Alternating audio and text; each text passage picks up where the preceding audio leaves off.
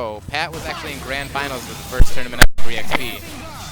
And now we have Shekki, who came out with us as in group of 3. It was him, Bacon, and Danny Cho. 3 guys, all played very different teams, very in-depth. Bacon moved to Cali. Shekki stayed here and became top 32 worthy at EVO this year. He became just a yeet. Joining me now is Eli the Curry, and there we go. We got Morgan versus Daywalker. Running, it's Arthur? Okay. Yeah. We'll occasionally see the Strider variant out of Pat, but he's running a very, very difficult to navigate team. But one of Justin's strongest suits when he plays it is his incredible patience and ability to strike precisely. It's a very good balance of patience but relentlessness. And you saw he picked up the Morgan because the Morgan very quickly got pushed to the corner. And there's only a certain number of players in this game that are okay with their back against the corner. He was too high there on the TAC Infinite. That's why he didn't even really... He wanted to try to delay the jump light, so that way it would be fine. And honestly, in some situations like that, you should just try to control the reset.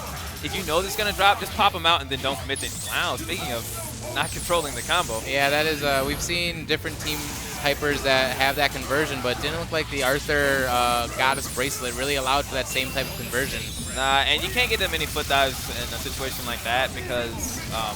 you kind of need forced hit stop in some of those instances if you're going to push like that. Right. All right, so now Justin's actually got a kind of an interesting team. Daywalker's obviously like pretty standard, but he's running the Rocks Assist, and it's going to create an interesting situation where now he can run Virgil Point, as you see right here, and it'd be much stronger than it was if he was running the classic Plasma Beam variation. Yeah, I see him switch it up mostly for matchups, but it really feels like he's consistently at least started every set with the Rocks Assist. Yeah. And it's that delayed projectile, almost like Daggers itself, kind of keep him safe for so long. Yeah. That's interesting that he did not, cutie pie. All right. As I recall, you can use Wolverine's Uppercut Assist in the same vein as you would use Jam Session or Shipuga from Zero on certain Virgil combos. Like to after the high tide, so just barely gets him to the tip. But he chose not to risk it, and it paid off for him. That's what I mentioned about the patience, right? He's gonna get Morgan, and you're not gonna play for a second hit against Morgan. It's just not feasible. Oh man, he technically just did right there. I mean, especially when the other 2 characters on the team are Doom Arthur. I would see maybe with a Virgil in the back, you don't immediately feel like the X Factor is the right thing to do. Yeah. But or Strider, as you see from the J Rosa variant. But yeah. To say that though, Arthur is kind of he's a very difficult level 3 X Factor character when you don't have it. But it's also true of Morgan herself. Like they operate in such strong chip when they are active that you kind of want your X Factor as just an anti-chip. Oh, should have been the punish. Oh, and he could have had that happy birthday there. Remy Martin would have got that and that confirmed. But it's okay. Remy doesn't play in tournaments. He's happier that way. He's a happy man most times I've seen him or heard from him, so if that's what he needs to do to make it happen, then I say by more power to him. When we go to first to 5 as the standard, I think Remy Martin, it's not gonna, that's never. When it's 20 people in the tournament, we're still not gonna do it. No first to 5s? Well, I mean, we've seen a lot of tournaments do the best of 7 series now with the whitewash, essentially 3-0 rule. Yeah. But we actually ran it that way at Civil War. They kind of left me in charge of the bracket, and I was like, well, they let me make the bracket, left me with all registration stuff, so I'm going to decide what the rule set is. Does anybody not want to do Pasadena style? And obviously nobody said no. There was one match in top 8, because unfortunately only top 8 was streamed, where Joey was up 3-1 against Kev. And yes! The shimmy. The shimmy. No. You can shimmy a marble. That's the J for special. That's right. When you go under them, let them drop in, and then just dash back in front of them. It's so terrifying to try that on Doom, because all you know, like, one button, and that whole setup is blown up. But you see a little bit of... But that's why you do it. That's why you do it? Show that you're not afraid? Yes, just like that Helmbreaker. The frames, the frames are like the points in Whose Lines It Anyway. They don't matter. You just, you extrapolate what you think they mean based on how you feel at the moment, but they don't actually matter. Is he going to get both on Arthur? He's probably... Nah, he didn't go for the Tornado Claw because he was afraid of the instant deterioration, but it kicked in anyway. Oh my gosh! You see Pat trying to mash the crouching jab to get something started, but strong in the first 2 games for Shekki. Really not losing a character in either. And Morgan again, Oh, back and to the corner. An X Factor free pick. Oh, but he caught it too early, and that's why he got Virgil instead of Doom. Yeah, but still a decent situation for shekki. Oh, but not when he gets picked up like that by his Doom. A little over-aggressive there. Pat, if he Pat can do TAC. Well, we're not going to get a chance. Do you think he knows Morgan's TAC? Yeah.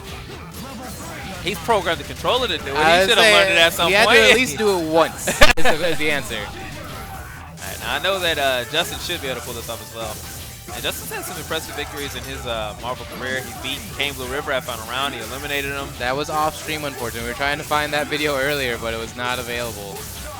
He beat Clegg Magnus at EVO. I'm not sure who else was in his pool, but like we said earlier, he did make it to top 32. Yep. Winner's side, I believe. He came in 17th. Awesome. Yeah, he came in 17th. He actually did better than myself at the tournament. Yeah.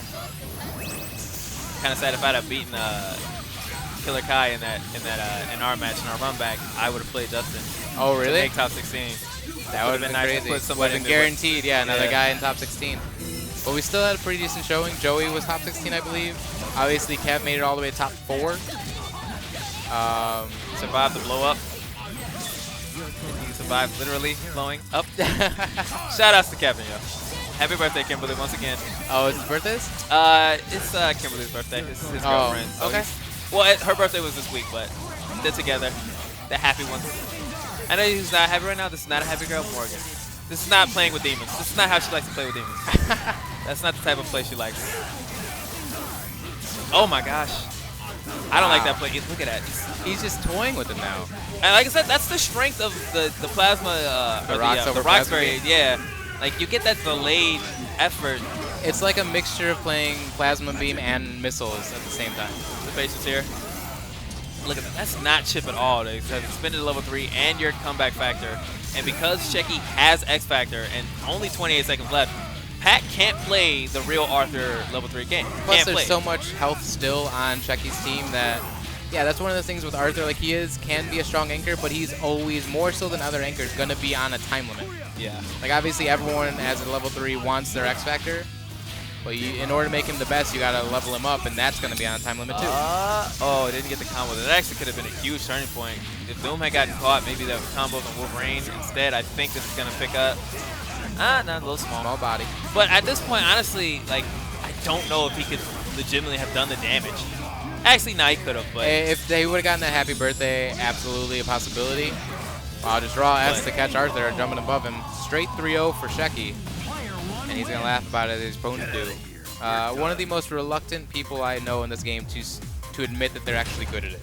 For how good he is, especially. Yeah. Like, I don't know if I've ever been able to land a solid compliment on Shekki. And he'll accept it. No, it's always... He's always got that big smile on his face. He's like, nah, man, I'm